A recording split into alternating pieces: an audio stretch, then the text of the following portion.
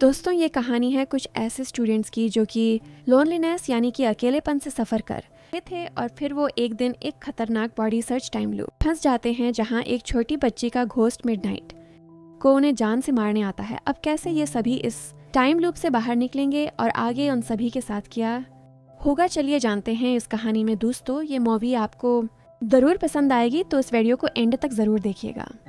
तो कहानी की शुरुआत होती है सन 1988 से, जहां हम एक छोटी बच्ची मीकू को जंगल में किसी से बचकर भागता हुआ देखते हैं। यहाँ मीकू भागते भागते अपने घर में आ जाती है और एक रूम में खुद को लॉक कर लेती है। लेकिन तभी एक अननोन पर्सन खिड़की तोड़कर इसी रूम में आता है और मीकू को एक कुल्हाड़ी से मारने लगता है।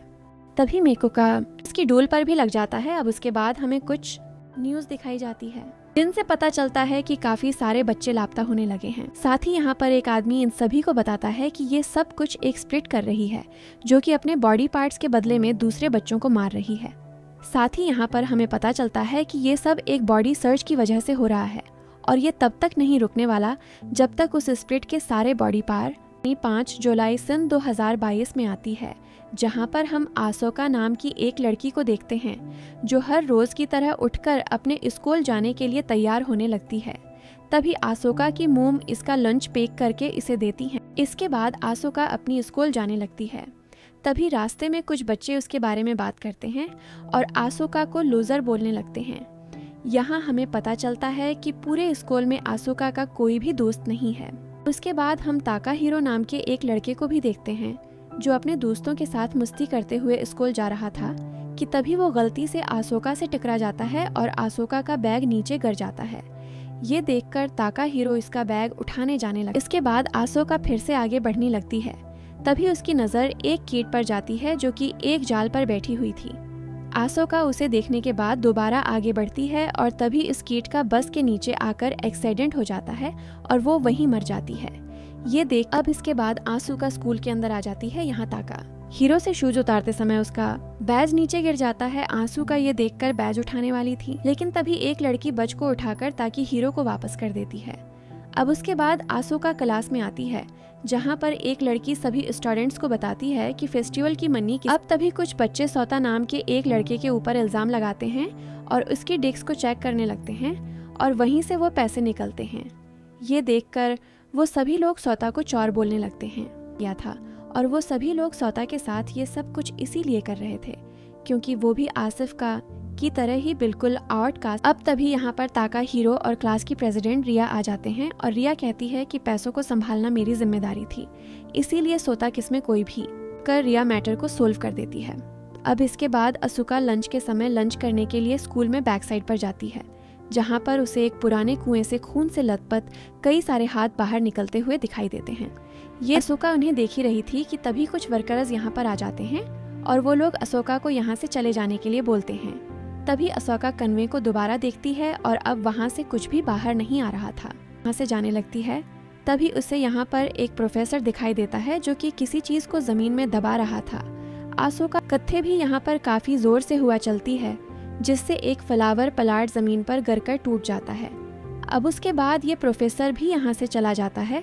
तभी हम आसोका के पीछे एक लड़की को खड़ा हुआ देखते हैं जो कि आसोका से कहती है कि प्लीज मेरी बॉडी ढूंढ दो। और यही ताकाहिरो भी स्कूल में बास्केटबॉल खेल रहा था और तभी हमें दो लड़कों की बातों से पता चलता है कि ताकाहिरो को पहले प्रो बास्केटबॉल टीम के लिए चुना गया था, लेकिन ताकाहिरो ने उस टीम में जाने से मना कर दिया और उसने। अब उसके बाद हम आतिशोशी क्यूमया नाम के एक लड़के को देखते हैं जो कि स्कूल जाने के बजाय अपने घर में बैठकर वीडियो गेम खेल रहा था।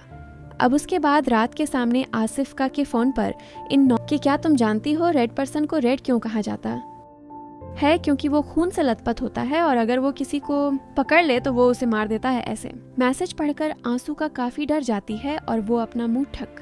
रात के 12 बजते ही आसोका अपने आप को स्कूल में पाती है जहाँ पर उसके साथ क्लास के कुछ बाकी बच्चे जिनमें ताकाहिरो, रिए, सौता और क्यूमिया और रोमी को होते हैं और इन सभी को समझ नहीं आता कि आखिर ये सभी लोग आधी रात को सोते सोते उस स्कूल में कैसे आ गए। यहीं पर इन्हें ये कॉफन हमेशा से यहीं पर रहता था। इस पर क्यूमिया सबको बताता है कि हाँ ये यहीं पर था, लेकिन यहाँ पर ताकाहिरो के अलावा कोई भी क्यूमिया को पहचान नहीं पाता। आना छोड़ दिया था। यहाँ ताका हीरो क्यूमिया को जानता था और वो इससे पूछता है कि तुम यहाँ पर कैसे आए। इस पर क्यूमिया कहता है कि मुझे भी ये बात समझ नहीं आ रही, लेकिन मैं यहाँ से जा रहा हूँ। इतना बोलकर क्यूमिया यहाँ से वही दूसरी तरफ क्यूमिया स्कूल से बाहर जा ही रहा था कि तभी अचानक से कोई चीज उस पर हमला करती है और क्यूमिया जोर से चिल्लाता है उसकी आवाज। सभी लोग क्यूमिया के पास आते हैं और देखते हैं कि क्यूमिया की बॉडी को किसी ने 2 हिस्सों में काट दिया है। अब तभी कोई रूमी को नाम की उसी लड़की को भी मार देता है और ये देखकर सभी लोग काफी डर जाते हैं और यहाँ से भागने लगते हैं। लेकिन और ये देखकर ये सभी लोग बिल्डिंग में ही छपने जाने लगते हैं। लेकिन अब तभी कोई सौता को भी मार देता है और यहाँ हमें पता चलता है कि इन सभी को कोई और नहीं। यहाँ ताका हीरो ये देखकर आसुका को लेकर यहाँ से भागने लगता है और तभी रेड पर्सन इनके सामने ही रिए को भी मार देता है। ये देखकर आसुका और ताका हीरो और ज्यादा डर जाते हैं और ताका हीरो आसुका को लेकर एक रूम में आता है और बेड के नीचे छुपा देता है। लेकिन अब तभी रेड पर्सन यहाँ पर आ जाता है और वो ताका हीरो को भी मार देता है और आज तभी हम रेड पर्सन को देखते हैं जो कि खून में सनी हुई वही लड़की थी जिसके हाथों में मीको की वही डोल थी और हमें पता चलता है कि ये रेड पर्सन कोई और नहीं बल्कि मीको ही है जो कि मरने के बाद एक भयानक घोस्ट बन चुकी है जिसे आप सभी लोग रेड पर्सन कहते। यहाँ रेड पर्सन यानी कि मीको आसोका पर भी हमला करती है और इसे भी खत्म कर देती है। लेकिन अब तो भी आसोका क्या खुलती है जो कि अपने घर में थी और यहाँ असुका को ऐसा लगता है कि उसने शायद कोई बुरा सपना देखा होगा, इसीलिए असुका रेडी होकर स्कूल जाने लगती है।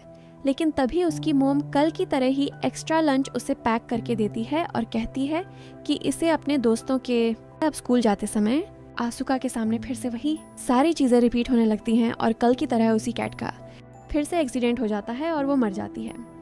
ये देखकर आसुका समझ जाती है कि सब कुछ रिपीट हो रहा है। यहाँ अब ताका हीरो तुरंत भागता हुआ सोता के पास आता है और उससे पूछता है कि आखिर ये बॉडी सर्च क्या है, क्योंकि इन सभी को समझ आ चुका था कि कल जो देखा वो सपना नहीं था। और ये सभी लोग यहाँ पर अब सोता इन सभी को बताता है कि हर साल एक स्पिरिट यानी कि रेड पर्सन कुछ बच्चों को चुनती है जिन्हें हर रात 12 बजे स्कूल में आकर रेड पर्सन के बॉडी पार्ट्स को ढाई। एक रशियन बुक से पता चला था। वो कहता है कि रेड पर्सन का बॉडी सर्च तब तक खत्म नहीं होगा जब तक हम उसके बॉडी पार्ट्स को नहीं ढूंढ लेते और तब तक हमारे साथ यही दिन रिपीट होता रहेगा। और हम लोग इसी दिन में ही रहे थे कि तभी एक प्रोफेसर यहाँ पर आता है जो कि उनकी बातें को सुनकर यहाँ से वापस लौट जाता है और वो आसोका और बाकी स्टूडेंट्स को काफी अजीब लगता है। तभी रूमी को कहती है कि आखिरी आदमी कौन है। उस पर आसोका उन्हें बताती है कि ये हमारा लाइब्रेरियन या शेरो है। जहाँ पर ताका हीरो अब सभी से कहता है कि हमें शायद रेड पर्सन के बॉडी पार्ट्स को ढूंढकर इस काफन में रखना होगा और इसके अलावा इस सब से बचने का हमारे पास कोई भी ऑप्शन नहीं। और ये सभी लोग अब क्योमिया के बिना ही बॉडी पार्ट्स को ढूंढना शुरू कर देते हैं। यही आंसुका भी अकेले एक अंधेरे कमरे में बॉडी पार्ट्स को ढूंढने लगती है। लेकिन तभी ताका हीरो यहाँ पर आ जाता है और वो बताता है कि मैं सभी रूम्स की लाइट्स को ऑन। यहाँ पर अब ये दोनों बॉडी पार्ट्स को ढूंढने लगते हैं कि तभी आसुका की नजर एक और बंद रूम में जाती है और वो ताका हीरो को वहाँ भी चेक करने के लिए। फिर ये दोनों इस रूम में आते हैं जहाँ पर इन्हें एक पोर्ट के अंदर एक कटा हुआ हाथ दिखाई देता है। लेकिन अब तभी रेड पर्सन इनके पास आने लगती है और ये देखकर ताका हीरो आसुका को हाथ लेकर भागने के लिए बोलता है, उससे लड़ने लगता है। लेकिन तभी रेड पर्सन ताकि हीरो को पकड़कर उसे मार देती है और ये सब जानकर सोता एक लोकर में छुपकर बचने की कोशिश करता है। लेकिन रेड पर्सन यही असुका भागकर रिए और रूमिको के पास आने लगती है। लेकिन तभी रेड पर्सन यहाँ पर आ जाती है और ये देखकर वो दोनों सडर को गिरा देती है। असुका किसी तरह से इन दोनों के पास पहुंच जाती है। लेकिन तभी वो रेड पर्सन सटर को तोड़कर रूमिको को बाहर खींचने लगती है। असुका रूमिको का हाथ पकड़कर उसे बचाने की कोशिश करती है। लेकिन रेड पर्सन इन दोनों ये देखकर रिए तुरंत ही उस हाथ को उठाकर कॉफिन में रख देती है। लेकिन इसके बाद रेड पर्सन उसे भी मार देती है और ये सभी लोग फिर से इसी दिन में पहुंच जाते हैं। असुका अब उठते ही सीधा स्कूल की तरफ आने लगती है ताकि वो उसी कैट को मरने से बचा सके जिसका एक्सीडेंट होने वाला था। लेकिन यहाँ पर ताका हीरो ने थोड़ा पहले पहुंच और अब तभी यहाँ पर रूमिको और रिया भी आ जाती हैं जो कि जल्दी इसी कैट को बचाने के लिए आई थी। और अब वो दोनों आसुका से भी काफी अच्छे से बात करती हैं क्योंकि आसुका ने रूमिको को बचाने की कोशिश की है कि मैंने भी हाथ कॉफन में रख दिया था। और ये सुनकर सभी लोग खुश होते हैं। फिर उसके बाद ताका, हीरो और रिए मिलकर इन लड़कों को भी पहले ही पकड़ लेते हैं, जो कि सौता की डिस्क में पैसे रख रहे। यहाँ पर टाइम लूप में फंसे होने की वजह से रोमिको और रिए आसुका की काफी अच्छी दोस्त बन जाती है, जिससे आसुका को काफी खुशी होती। स्कूल में आने के बाद आसुका, रिया और रोमी को रेड पर्सन का ध्यान भटकाने के लिए फूल में छिप जाती हैं, जहाँ रेड पर्सन और वो यहाँ से चली जाती है। ये देखकर ये तीनों काफी खुश होने लगती हैं और उन्हें ऐसा लगता है कि अब ये तीनों रेड पर्सन से बच गई। लेकिन तभी रेड पर्सन पानी के अंदर आकर रिहे और रोमिको को मार देती है और ये देखकर आसिफ का यहाँ से भागने की कोशिश करती है, लेकिन रेड पर्सन उसे भी पानी के अंदर खींच लेती है। यहाँ आसिफ का को रेड पर्सन की वही डूल भी आने के लिए बोलता है और उससे पूछता है कि तुम पहले क्यूमिया के साथ मॉडल स्कूल में थे ना। इस पर ताकाहिरो सौता को बताता है कि क्यूमिया बहुत अच्छा बास्केटबॉल प्लेयर था, लेकिन फिर एक इंजरी होने के बाद क्यूमिया टीम से निकल गया और इसी वजह से उसने स्कूल आना भी बंद कर दिया और अब वो अकेला ही रहना पसंद करता है। अब उसके बाद सौता सभी लोगों को बताता है कि मैंने बॉडी सर्च को काफी पढ़ा और अब मुझे पता चला है कि बॉडी सर्च 30 साल पहले हुए मेको नाम की लड़की के मर्डर से जुड़ा है, जिसकी बॉडी पुलिस को नहीं मिली थी और मेको के मर्डर ने इसकी बॉडी के पार्ट्स को इसी स्कूल में छुपाया था। बनी हुई मेको की फोटो देखने लगती है और तभी वो फोटो रेड पर्सन में बदल जाती है, जो देखकर आसोका काफी डर जाती है। तभी ताकाहिरो आसोका को इसके नाम से बुला लेता है और ये देखकर सोता ताकाहिरो से कहता है कि तुमने पहली बार लेकिन ताकाहिरो ने बताता है कि मैं आसोका को बचपन से जानता हूँ, हम दोनों केंद्र गार्डन में एक साथ जाते थे। यहाँ ताकाहिरो सभी को आसोका और अपनी बचपन की एक स्टोरी बताने लगता है, लेकिन तभी आसोका उसके मना पर हाथ रखकर इसे चुप करा देती है और अब तभी याशिरो यहाँ पर आता है और इन्हें अजीब तरह से देखकर धीरे धीरे बात करने के लिए बोलता है। अब इसके बाद सोता इन सभी लोगों को स्कूल का मैप दिखाता है। लोग प्लान बनाने लगते हैं कि ये लोग किस तरह से रेड पर्सन का ध्यान भटकाते हुए बॉडी पार्ट्स को ढूंढेंगे। इसके बाद रात के समय ये सभी लोग स्कूल में तेज आवाज से म्यूजिक बजा देते हैं ताकि रेड पर्सन उनकी आवाज़ों को न सुन पाए। अलग अलग जगह पर फैल जाते हैं और बॉडी पार्ट्स को ढूंढने लगते हैं, लेकिन यहाँ पर क्यूमिया अब भी उनके प्लान में शामिल नहीं होता और वो सबसे दूर ही रहता है। यहाँ इन सभी लोगों का ये प्लान काम करता है और ये सभी लोग काफ़ी जल्दी बॉडी पार्ट्स को ढूंढने लगते हैं और काफन में रखते जाते हैं। होने की वजह से ये लोग हर रोज़ एक नई चीज़ करते हैं और इस तरह मिलकर काम करके ये लोग रेड पर्सन के बॉडी पार्ट्स को ढूंढने लगते हैं। लेकिन अब तो भी एक रात उन्हें रेड पर्सन का लेफ्ट पैर मिलता है की थी और वो काफन तक नहीं पहुंच पाता। वो मदद के लिए अपने साथियों को यहाँ पर बुलाने की कोशिश करता है, मगर इसके सभी साथी पहले ही मारे जा चुके थे और ये देखकर ताकाहिरो को लगता है कि वो आज तो ये पैर काफन, क्योंकि अब तक तो उनका साथ नहीं दे रहा था, लेकिन अब क्यूमिया ताकाहिरो को मुसीबत में देखकर उसका साथ देने का फैसला करता है और वो कड़ा हुआ पैर लेकर यहाँ से भागने लगता है और काफन के पास आ जाता है और इसे काफन में रख देता है और अब बॉडी सर्च में बस रेड पर्सन का हेड ही ढूंढने के लिए बचा था पर भी जाते हैं, जहाँ पर ये सभी लोग काफी मजे करते हैं और ये सभी काफी खुश थे। तभी आसवाका भी ताकाहिरो को बताती है कि किसी ने मेरे बारे में फेक रूमर फैला दी थी, जिसके बाद से जब मैं स्कूल में गई तो मुझसे किसी ने भी बात नहीं की और ये सारी बातें सुनने के बाद ताकाहिरो को भी आसिफका के लिए काफी बुरा लगता है और वो उसे सूरी भी बोलता है, क्योंकि वो आसिफका को जानता था, लेकिन उसने भी सभी की तरह आसिफका को इग्नोर कर दिया। रिहे आसोका और रोमिको को छेड़ने लगते हैं और वो सौता को मारते भी हैं। ये देखकर क्यूमिया और ताकाहिरो को गुस्सा आ जाता है और ये सभी लोग मिलकर इन लड़कों को पैटने लगते हैं और यहाँ से भाग जाते हैं। अब उसके बाद ये सभी लोग मेको के इसी पुराने घर में आते हैं जहाँ पर वो मरी थी, क्योंकि उन्हें इस स्कूल में काफ़ी ढूंढने के बाद भी रेड पर्सन यानी कि मेको का हेड नहीं मिल रहा था। इसीलिए अब ये सभी लोग मेको के घर में आकर इसके घर को चेक करने लगते हैं। मेको की डूल भी थी और ये देखकर ताकाहिरो सभी को बताता है कि ऐसी डूल तो रेड पर्सन के पास भी है। तभी उन्हें यहाँ पर मेको की बनाई हुई एक ड्रॉइंग भी देखती है, जिसमें मेको ने देखकर सभी लोग समझ जाते हैं कि मेको का कोई भी दोस्त नहीं था और उसकी एक लौती दोस्त यही डोल थी जिसका नाम एमिली था। यहाँ अब ताकाहिरो को इस घर में एक डोर भी दिखाई देता है जो कि पूरी तरह से लकड़ियों से सील था, मगर ताकाहिरो और क्यूमिया मिलकर तभी इनके पीछे कोई आता है और ये लोग पीछे देखने लगते हैं और जैसे ही ये लोग एमिली को देखते हैं तो अब एमिली अपनी जगह से गायब हो चुकी थी। ये देखकर सभी लोग काफी डर जाते हैं और तुरंत ही यहाँ से भाग जाते हैं। इसके बाद मिडनाइट होने, लेकिन अब किसी को भी पूरे स्कूल में ढूंढने पर रेड पर्सन दिखाई नहीं देती और अब तभी उनकी नज़र एक जगह पर जाती है जहाँ पर रेड पर्सन अचानक से एमिली में मर्ज होकर एक बहुत बड़ी मॉन्स्टर टाइप डूल बन जाती है, जो देखकर ये सभी लोग यहाँ से एक बार फिर से कट के मर जाता है। यही ताका हीरो आसुका और रिए के साथ एक रूम में आकर छुपने की कोशिश करता है, लेकिन अब तभी एमिली जो कि रेड पर्सन के साथ मर्ज होने के बाद मॉन्स्टर बन चुकी थी, वो यहाँ आकर ताका हीरो को भी पकड़ लेती है और अपना मगर तभी ताका हीरो एमिली के मुंह में जलती हुई लकड़ी घुसा देता है और एमिली ताका हीरो को खत्म कर देती है। इसके बाद एमिली रिया के पास भी आती है और उसे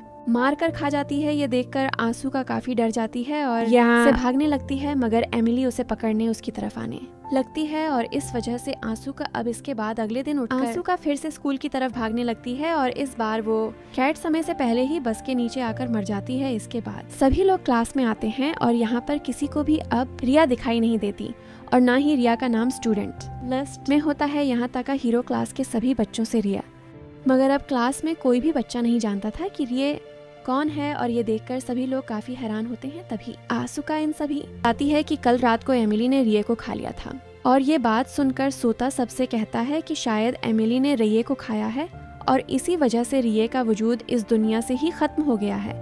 यानी कि अब हमारे अलावा ये कोई भी नहीं जानता कि रिये नाम की कोई लड़की भी एग्जिस्ट करती थी और उसका मतलब ये भी है कि अगर इस मॉन्स्टर ने हम में से किसी और को खा लिया तो इसका भी रिये की तरह ही वजूद ही मिट जाएगा। ये सब जानकर सभी लोगों को काफी ज्यादा दुख होता है अब कि याशिरो बॉडी सर्च के बारे में कुछ तो जानता है। इसीलिए आसुका याशिरो से पूछती है कि पर याशिरो मना करने लगता है।